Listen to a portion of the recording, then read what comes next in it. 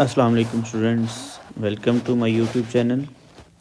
आज हम डिस्कस करेंगे first year chemistry chapter number 15 organic chemistry के हवाले से। तो टॉपिक है आज का हमारा फंक्शनल ग्रुप्स क्या होते हैं। तो जो लोग इस चैनल पे न्यू हैं वो पहले इस चैनल को लाइक करें, सब्सक्राइब करें और शेयर करें ताकि न्यू आने वाली वीडियो जो है वो आप तक पहुंच सके। तो स्टार्ट करते हैं topic, that is functional group. तो क्या होता है functional group? Is an atom, group of atom which is attached to carbon chains or ring and determines the characteristic properties of organic compounds is called as functional group। अच्छा, अब इसको हम सीखते हैं। कहता है कि फंक्शनल ग्रुप हमारे पास क्या है, एक सिंगल एटम भी हो सकता है और फंक्शनल ग्रुप हमारे पास क्या हो सकता है, ग्रुप ऑफ एटम भी हो सकता है जो कि आपके पास अटैच होता है कार्बन चेन के साथ। और आपके पास ये फंक्शनल ग्रुप क्या करता है, करेक्टरिस्टिक्स प्रॉपर्टीज़ के बारे में डिटर्मिनेशन आपको करके बताएगा कि कोई कंपाउंड जो है वो किस तरह की प्रॉपर्टीज़ जो है वो शो कर सकता है। तो इस फंक्शनल ग्रुप के हवाले से जब हम बात करते हैं तो फंक्शनल ग्रुप में हमारे पास कितने पार्ट्स होते हैं जी? दो पार्ट्स होते हैं। एक पार्ट जो हमारे पास होता है फंक्शनल ग्रुप में वो हमारे पास रिएक्टिव पार्ट होता है कि जिसमें हमारे पास जो कि फंक्शनल ग्रुप होता है जिसकी वजह से आपके रिएक्शंस जो है वो प्रोसीड होते हैं। और जो सेकंड पार्ट होता है उस ऑर्गेनिक कंपाउंड का वो रिलेटिवली क्या होता है, अनरिएक्टिव होता है। और वो सिंपली क्या होती है, कार्बन की एक चेन होती है, कार्बन नेटवर्क होता है। जैसा कि अब मैं इस चीज़ को एक्सप्लेन करूं तो ये मेरे पास एक फंक्शनल ग्रुप है ROH। तो इसमें जो आपके पास ये OH है ये आपका रिएक्टिव पार्ट है और ये आपके पास जो R ग्रुप है दिस इज़ अल्काइल ग्रुप और ये आपका क्या होगा, एक कार्बन नेटवर्क होगा। इसी तरह से मैं इस फंक्शनल ग्रुप की बात करूं तो इसमें ये जो हमारे पास है ये आपका क्या है, रिएक्टिव पार्ट है और ये R जो है ये आपके पास क्या है, कार्बन चेन हो सकती है। तो हमें पता चल गया कि आपके पास ये R जो है ये हमारे पास कार्बन चेन है और आपके पास ये बाकी जो है ये आपका जो ग्रुप है ये आपका रिएक्टिव पार्ट है। इसी तरह अगर हम बात कर लें इसमें कार्बोक्सिलिक ग्रुप में ये आपके पास C डबल बॉन्ड OH ये रिएक्टिव पार्ट है और ये R ग्रुप कंपैरेटिवली क्या है, अनरिएक्टिव कार्बन नेटवर्क चेन है। अब फंक्शनल ग्रुप में आपके पास डबल बॉन्ड भी आ सकता है, फंक्शनल ग्रुप में आपके पास क्या आ सकता है, ट्रिपल बॉन्ड भी आ सकता है। तो डबल बॉन्ड में हमारे पास क्या आ जाती हैं, अल्कीन्स आ जाती हैं और ट्रिपल बॉन्ड जो हमारे पास होता है वो अल्काइंस होते हैं। तो पता चला हमें कि फंक्शनल ग्रुप क्या होता है कि एक एटम होता है या ग्रुप ऑफ एटम हो सकता है, मल्टीपल बॉन्ड्स हो सकते हैं, मतलब उसमें डबल बॉन्ड हो सकता है या क्या हो सकता है, ट्रिपल बॉन्ड होता है। और ये सारे के सारे क्या करते हैं, करेक्टरिस्टिक प्रॉपर्टीज़ के हवाले से हमें क्या करते हैं, इंफॉर्मेशन प्रोवाइड कर रहे होते हैं। तो हम इसे क्या नाम दे देते हैं, फंक्शनल ग्रुप का नाम देते हैं। नेक्स्ट हम इसमें डिस्कस करेंगे what is homologous series. Homologous series क्या होती है, इस चीज़ के हवाले से हमने क्या करनी है, डिस्कशन करनी है। तो इसको अगर हम डिफ़ाइन करें होमोलोगस सीरीज़ को तो क्या है, अ series of organic compounds in which each successive member is differ by CH2 unit. अब इसका मतलब क्या है, सक्सेसिव मेंबर का मतलब होता है वेरी नेक्स्ट मेंबर कि लाइक एक कार्बन वाला अगर मैथानोल है तो इससे वेरी नेक्स्ट कार्बन जो होगा, इससे वेरी नेक्स्ट मेंबर होगा वो दो कार्बन वाला होगा, दैट इज़ एथानोल। तो इसमें और इसमें जो डिफरेंस आएगा वो किसका आएगा, CH2 का डिफरेंस आएगा। इसका वेरी नेक्स्ट मेंबर हमारे पास क्या होगा, दैट इज़ प्रोपानोल। इसमें और इसमें भी डिफरेंस हमारे पास किसका आएगा, CH2 का डिफरेंस आएगा। तो this is homologous series in which very next member is differ by CH2 unit. अब इसी तरह मैं इसकी बात कर लूँ, दिस इज़ ईथेन, इसका वेरी नेक्स्ट मेंबर हमारे पास क्या होगा, प्रोपेन, किसका डिफरेंस आया, CH2 का। इसका वेरी नेक्स्ट मेंबर क्या है, ब्यूटेन, किसका डिफरेंस आया जी? हमारे पास CH2 का डिफरेंस आया। तो ये हमारे पास क्या है? होमोलोगस सीरीज है in which each successive member is differ by CH2 unit. अब इसके फीचर्स क्या क्या होते हैं? Features of homologous series. तो सबसे पहले each homologous series has its own functional group. Like ये मेरे पास एक अल्कोहल की फैमिली है, इन सब का फंक्शनल ग्रुप क्या होगा? सेम होगा। OH है, इसमें भी OH है, इसमें भी क्या है? OH है। तो each homologous series has its own functional group. Alkyl halide वाली फैमिली की अगर हम बात करें तो उसमें हेलोजन क्या होगा? फंक्शनल ग्रुप होगा।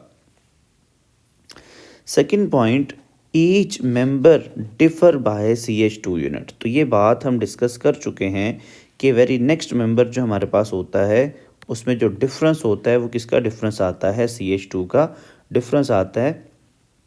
तो each member is differ by CH2 unit. Third point अगर हम बात कर लें, each series has its own general formula.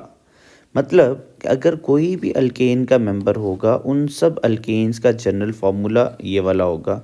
कोई अल्कीन का मेंबर होगा वो चाहे 2 कार्बन वाली है, 5 कार्बन वाली है, 10 कार्बन वाली अल्कीन है, उसका जनरल फार्मूला ये होगा। कोई भी अगर अल्काइन है उसका जनरल फार्मूला क्या होगा? ये होगा।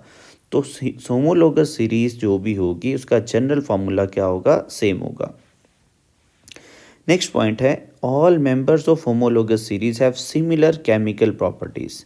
क्योंकि फंक्शनल ग्रुप अगर उस होमोलोगस सीरीज में सेम है तो केमिकल प्रॉपर्टीज जो है उनकी क्या होने वाली हैं? सेम होने वाली हैं। Next, different physical properties. Number of carbon जैसे जैसे चेंज होते जाते हैं इनका मेल्टिंग पॉइंट, बॉइलिंग पॉइंट हमारे पास क्या होता जाएगा? चेंज होता जाएगा। और मेल्टिंग पॉइंट, बॉइलिंग पॉइंट का चेंज होना ये हमारे पास क्या होती हैं? आपके पास फिजिकल प्रॉपर्टीज़ होती हैं। तो हम ना कह सकते हैं कि इनकी फिजिकल प्रॉपर्टीज़ क्या हैं? डिफरेंट हैं। और लास्ट पॉइंट है सिमिलर मेथड ऑफ प्रिपरेशन। तो इनका मेथड ऑफ प्रिपरेशन क्या होता है? सेम होता है। जिस मेथड के ज़रिए आप एक अल्कोहल बना सकते हैं 2 कार्बन वाली, उसी मेथड के ज़रिए आप 3 कार्बन वाली अल्कोहल भी बना सकते हैं, उसी के ज़रिए 4 कार्बन वाली अल्कोहल भी बना सकते हैं। तो मेथड ऑफ प्रिपरेशन जो है वो इनका क्या होता है? सेम होता है। तो ये हमारे पास आ जाते हैं जी फीचर्स ऑफ होमोलोगस सीरीज़ या characteristics of homologous series. Next हमारे पास आपने बुक में टेबल बना हुआ है, एक बहुत इंपॉर्टेंट फंक्शनल ग्रुप का टेबल है, बहुत इंपॉर्टेंट है। इससे रिलेटेड क्वेश्चन आपसे पूछा जा सकता है। तो आपने क्या इसमें से लर्न करना है? जनरल फार्मूला आपको आने चाहिए और उनके फंक्शनल ग्रुप्स जो है वो क्या क्या होते हैं, ये टेबल आपने बहुत अच्छी तरह से तैयार करना है। आपकी बुक में चैप्टर नंबर 15 में जो टेबल है फंक्शनल ग्रुप का, इनके आपको जनरल फार्मूलाज और इनके फंक्शनल ग्रुप्स जो हैं ये आपने बहुत अच्छी तरह से इस टेबल को आपने तैयार कर लेना है। जिस तरह के मैं बात करूं, अल्कीन है तो आपको सबसे पहले उसका जनरल फार्मूला आना चाहिए और उसको किस तरह से रिप्रेजेंट किया जाता है, कार्बन कार्बन डबल बॉन्ड, ये आपको पता होना चाहिए। अल्कोहल है, इसका जनरल फार्मूला क्या है ये आना चाहिए। और अल्कोहल फंक्शनल ग्रुप क्या होता है? OH होता है। तो ये चीज़ भी आपको इसमें पता होनी चाहिए। नेक्स्ट हमारे पास क्या है जी? हाइड्रोकार्बन्स क्या होते हैं? तो हाइड्रोकार्बन्स नाम से पता चल रहा है, hydro means hydrogen, carbon mean carbon. तो compounds containing carbon and hydrogen only. तो ऐसे कंपाउंड जिनमें क्या होता है? सिर्फ और सिर्फ कार्बन और हाइड्रोजन प्रेजेंट होता है, इन कंपाउंड्स को क्या नाम दे दिया जाता है? हाइड्रोकार्बन्स का नाम दिया जाता है। अब इनके एग्जांपल्स में हमारे पास आ जाएगा अल्केन, अल्कीन, अल्काइन। ये सारे के सारे हमारे पास क्या होते हैं? हाइड्रोकार्बन्स होते हैं, क्योंकि इसमें सिंगल बॉन्ड है, डबल बॉन्ड है, ट्रिपल बॉन्ड है और कार्बन और क्या है? इनमें सिर्फ और सिर्फ हाइड्रोजन्स होते हैं। तो ये कंपाउंड्स आपके पास क्या होंगे? हाइड्रोकार्बन्स। अब हाइड्रोकार्बन्स दो तरह के हम यहाँ पर डिस्कस करेंगे, सैचुरेटेड हाइड्रोकार्बन्स और क्या है? Unsaturated hydrocarbons. सैचुरेटेड हाइड्रोकार्बन्स क्या होते हैं? जिनमें क्या होता है? सिंगल कोवलेंट बॉन्ड प्रेजेंट होता है कार्बन टू कार्बन। और अनसैचुरेटेड हाइड्रोकार्बन्स क्या होते हैं? जिनमें carbon to carbon double bond भी हो सकता है, carbon to carbon triple covalent bond जो है वो भी प्रेजेंट हो सकता है। तो ऐसे कंपाउंड्स जिनमें डबल और ट्रिपल बॉन्ड होगा उनको अनसैचुरेटेड कहेंगे। ऐसे कंपाउंड जिनमें सिंगल कोवलेंट बॉन्ड होगा उसे हम क्या नाम दे देंगे, सैचुरेटेड हाइड्रोकार्बन्स का नाम देते हैं। अब इनके एग्जांपल्स की बात कर लें तो ये इसमें आपके पास आ जाते हैं अल्केन्स, और अनसैचुरेटेड की बात कर लें तो इसमें आपके पास आ जाएगी अल्कीन्स एंड अल्काइंस। अल्कीन्स में क्या होगा, कार्बन कार्बन डबल बॉन्ड होगा। अल्काइन में क्या होगा, कार्बन कार्बन ट्रिपल बॉन्ड होगा। और अल्केन्स की बात करेंगे तो इसमें अल्केन्स की बात कर लें या साइक्लो अल्केन्स की बात कर लें, इनमें क्या होगा, कार्बन कार्बन सिंगल बॉन्ड होगा। तो ऐसे कंपाउंड जिनमें सिंगल बॉन्ड है वो सैचुरेटेड हाइड्रोकार्बन, जिनमें डबल और ट्रिपल बॉन्ड है इन कंपाउंड्स को अनसैचुरेटेड हाइड्रोकार्बन्स कहा जाता है। तो नेक्स्ट हमारे पास है अल्काइल ग्रुप्स क्या होते हैं। तो इम्पॉर्टेंट है ये पॉइंट भी जी। अल्काइल ग्रुप्स तो कैसे ऑब्टेन होते हैं, group obtain by removing hydrogen atom from alkanes. Alkane से आपने क्या करना है, एक हाइड्रोजन को रिमूव कर देना है, और अल्केन से जब हम एक हाइड्रोजन को रिमूव कर देंगे तो बाकी जो ग्रुप आपके पास बचेगा उसे क्या नाम दे देंगे, अल्काइल ग्रुप का नाम दे दिया जाता है। मतलब आपके पास ये मीथेन है CH4, इससे हमने एक हाइड्रोजन माइनस कर दिया तो बाकी क्या बचेगा, CH3। तो इस ग्रुप को हम नाम दे देंगे मीथेन से मीथाइल ग्रुप। तो ये आपके पास क्या आ जाता है, मीथाइल।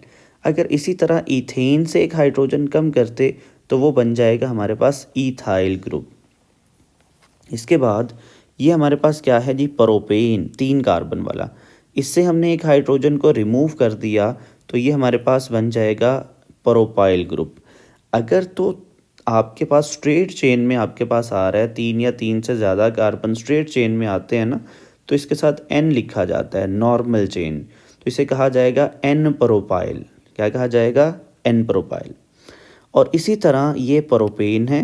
अब हमने कहाँ से रिमूव करना है हाइड्रोजन, ये मिडल वाले कार्बन से एक हाइड्रोजन को रिमूव करना है। तो जब मिडल वाले कार्बन से हाइड्रोजन को रिमूव करेंगे तो यहाँ पर आपके पास ये वाला जो अब ग्रुप बन जाएगा, इस ग्रुप को हम नाम दे देंगे आइसोप्रोपाइल ग्रुप। अगर हमने लास्ट से यहाँ से रिमूव किया था तो ये N प्रोपाइल था। अगर हम सेंटर से रिमूव करेंगे तो इसको हम क्या नाम दे देंगे, आइसोप्रोपाइल ग्रुप का नाम दे देते हैं। इसी तरह अब 4 कार्बन है, अगर हम यहाँ से हाइड्रोजन को रिमूव कर देंगे तो ये ग्रुप क्या बन जाएगा, N ब्यूटाइल।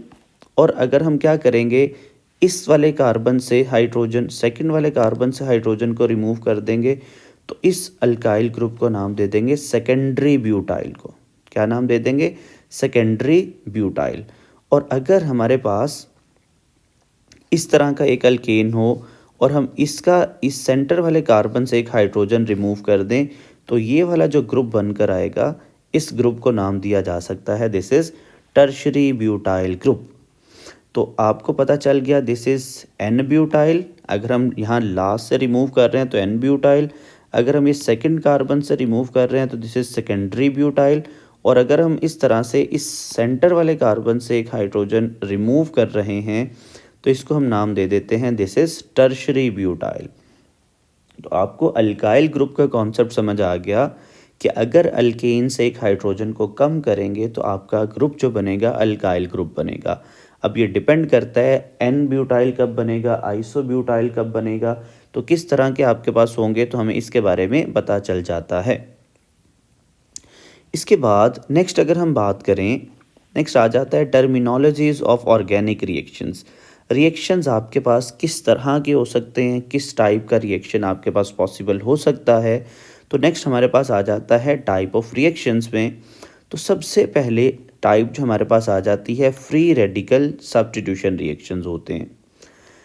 अब सबसे पहले फ्री रेडिकल को डिफाइन करें तो ये क्या होगा, एटम और group of atoms with unpaired electrons, जिसके पास क्या होगा, अनपेयर्ड इलेक्ट्रॉन होगा, ऐसी स्पीशी को हम क्या नाम दे देंगे, फ्री रेडिकल। या इसको इस तरह से भी डिफाइन कर सकते हैं, ऐसी स्पीशी जिसके पास क्या होता है, ऑड नंबर ऑफ इलेक्ट्रॉन्स होते हैं, ऐसी स्पीशी को भी क्या नाम दिया जा सकता है, फ्री रेडिकल। या इसको हम कहते हैं जिसके पास अनपेयर्ड इलेक्ट्रॉन होता है उसे भी क्या नाम दिया जा सकता है, फ्री रेडिकल कहा जा सकता है। अब ये जो फ्री रेडिकल्स होते हैं ये आपके पास हाईली क्या होते हैं, अनस्टेबल होते हैं। क्या होते हैं, हाईली अनस्टेबल होते हैं। और आपके पास किस तरह से ये बनते हैं, form as a result of homolytic fission. अभी होमोलिटिक फिशन क्या होती है ये नेक्स्ट अभी टॉपिक एक आने वाला है, इसमें हम डिस्कस करेंगे इसी रिएक्शंस में। तो होमोलिटिक फिशन से आपके पास जो चीज़ बनकर आती है उसे हम क्या नाम देते हैं, फ्री रेडिकल का नाम देते हैं। एग्जाम्पल की बात करें तो ये CH3 का फ्री रेडिकल है, ये हमारे पास Br का फ्री रेडिकल है, ये हमारे पास क्या आ जाता है, क्लोरीन का फ्री रेडिकल आ जाता है। तो फ्री रेडिकल्स मीन्स जिसके पास क्या है, अनपेयर्ड इलेक्ट्रॉन है या ऑड नंबर ऑफ इलेक्ट्रॉन्स हैं, हाईली रिएक्टिव होते हैं, हाईली अनस्टेबल होते हैं और किस तरह से बनते हैं, होमोलिटिक फिशन से बनते हैं। नेक्स्ट हमारे पास आ जाता है इलेक्ट्रोफाइल। तो इलेक्ट्रोफाइल क्या होता है, इलेक्ट्रॉन डेफिशिएंट स्पीशी को कहा जाता है।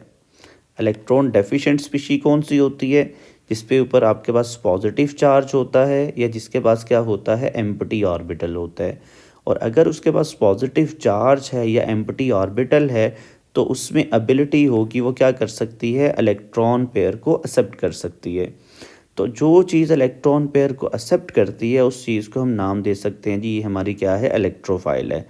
तो इलेक्ट्रोफाइल के बारे में एक और MCQs आपको पता होना चाहिए, इसको आप लीवस एसिड भी कह सकते हो।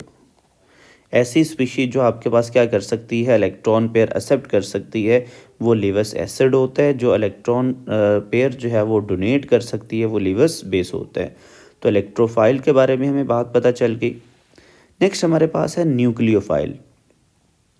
तो न्यूक्लियोफाइल क्या होता है, इलेक्ट्रॉन रिच स्पीशी होती है। और इलेक्ट्रॉन रिच स्पीशी पे क्या होता है, या तो नेगेटिव चार्ज होता है या उसके पास क्या प्रेजेंट होता है, लॉन पेयर प्रेजेंट होता है। और अगर इसके पास नेगेटिव चार्ज या लॉन पेयर प्रेजेंट है तो ये इलेक्ट्रॉन पेयर क्या कर सकती है, डोनेट कर सकती है। तो हमें पता चल गया OH नेगेटिव भी न्यूक्लियोफाइल है, वाटर भी न्यूक्लियोफाइल है, अमोनिया जो है ये भी क्या है, न्यूक्लियोफाइल है। और इसको हम नाम दे सकते हैं, ये हमारा क्या होगा, फिर लीवस बेस होगा। क्योंकि लीवस बेस हमने अभी बात की क्या हो सकता है, इलेक्ट्रॉन पेयर डोनेट जो करता है उसको हम नाम दे देते हैं, दिस इज लीवस बेस। नेक्स्ट हमारे पास अभी हमने जैसे बात की थी बॉन्ड ब्रेकिंग क्या होती है। तो बॉन्ड फिशन में दो टाइप्स आ जाती हैं, एक आती है होमोलिटिक फिशन और एक आती है हेट्रोलिटिक फिशन। अब होमोलिटिक फिशन क्या होती है कि जिसमें each atom take its own electron in the form of unpaired electron. कि आपके पास होमोलिटिक फिशन क्या है, लाइक ये क्लोरीन है, इसके पास इसका एक इलेक्ट्रॉन है, इसके पास इसका एक इलेक्ट्रॉन है। बॉन्ड इस तरह से टूटता है कि इसका एक इलेक्ट्रॉन इसको वापस मिल जाता है, इसका एक इलेक्ट्रॉन इसको वापस मिल जाता है। तो आपके पास इस तरह के बॉन्ड टूटने से जो चीज़ बनती है उसको नाम दिया जाता है फ्री रेडिकल। ये जो प्रोडक्ट्स बन रही हैं ये क्या हैं, फ्री रेडिकल। और इस तरह की जो फिशन होती है इसमें दोनों एटम को अपना अपना एक इलेक्ट्रॉन वापस मिल जाता है, वो आपके पास क्या होती है, होमोलिटिक फिशन होती है। और इनमें हमारे पास जो इलेक्ट्रोनेगेटिविटी डिफरेंस होता है वो हमारा क्या होता है, ज़ीरो होता है। हेट्रोलिटिक फिशन की बात करें तो इसमें क्या होता है, unequal breaking of covalent bond होती है। अब इसमें एक एटम को एक एक इलेक्ट्रॉन मिला था, लेकिन यहाँ क्या होगा, ये दोनों इलेक्ट्रॉन्स जो है वो एक एटम एक्वायर कर लेता है। लाइक हाइड्रोजन का इलेक्ट्रॉन भी किसके पास चला जाएगा, ब्रोमीन के पास। अब ब्रोमीन क्योंकि इसका इलेक्ट्रॉन भी ले रहा है तो ब्रोमीन पे चार्ज आ जाएगा नेगेटिव और हाइड्रोजन पर क्या चार्ज आ जाता है, पॉजिटिव चार्ज। तो इस तरह की बॉन्ड फिशन जिसमें एक एटम दोनों इलेक्ट्रॉन्स को एक्वायर कर लेता है, तो इस तरह की जो फिशन होती है उसे हेट्रोलिटिक फिशन कहा जाता है। और जिसमें एक एक इलेक्ट्रॉन दोनों को उनका वापस मिल जाता है वो क्या होता है, होमोलिटिक फिशन होती है। अब इसमें हमने कहा था इलेक्ट्रोनेगेटिविटी डिफरेंस ज़ीरो होता है, लेकिन इसमें क्या होगा, इनफ इलेक्ट्रोनेगेटिविटी डिफरेंस होगा, जिसकी वजह से एक पे पार्शियल पॉजिटिव चार्ज होगा, एक पर क्या होगा, पार्शियल नेगेटिव चार्ज होगा। तो यहाँ तक हमारा आज का लेक्चर कंप्लीट होता है। कोई कन्फ्यूजन होगा, कोई आपका क्वेश्चन होगा तो आपने कमेंट्स में लाजमी पूछना है, लेक्चर का फीडबैक आपने लाजमी देना है। और चैनल को लाइक, सब्सक्राइब और शेयर आपने लाजमी करना है। अपना ख्याल रखिएगा। अल्लाह हाफिज़।